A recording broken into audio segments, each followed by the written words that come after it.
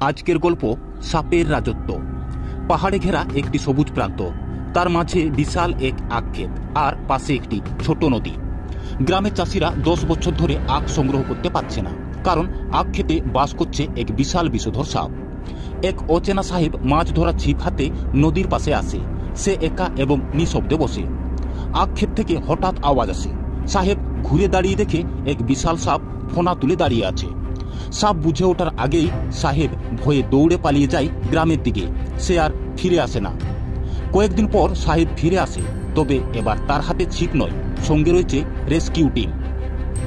Rescue team বিশাল খাঁচা নিয়ে আসে। সাহেব তাদের সঠিক জায়গা দেখিয়ে দেয়। রাতে সাপ আবার বের হয় তার ফোনা তুলে। সে হাঁটে আখ ক্ষেতের মাঝে। রেস্কিউ টিম সাপকে ফাঁদে ফেলে বিশাল খাঁচায় তাকে বন্দী করা হয়। গ্রামবাসী আনন্দে ফেটে পড়ে। তারা আবার আখ চাষ শুরু করার স্বপ্ন দেখে। সাহেব গ্রামবাসীদের সেই সবুজ প্রান্তর ফিরিয়ে দেন। সবাই কৃতজ্ঞ চিত্তে তার পাশে দাঁড়ায়। সাহস ও বুদ্ধিমত্তা একসাথে থাকলে সবচেয়ে বড় বিপদও জয় করা যায়।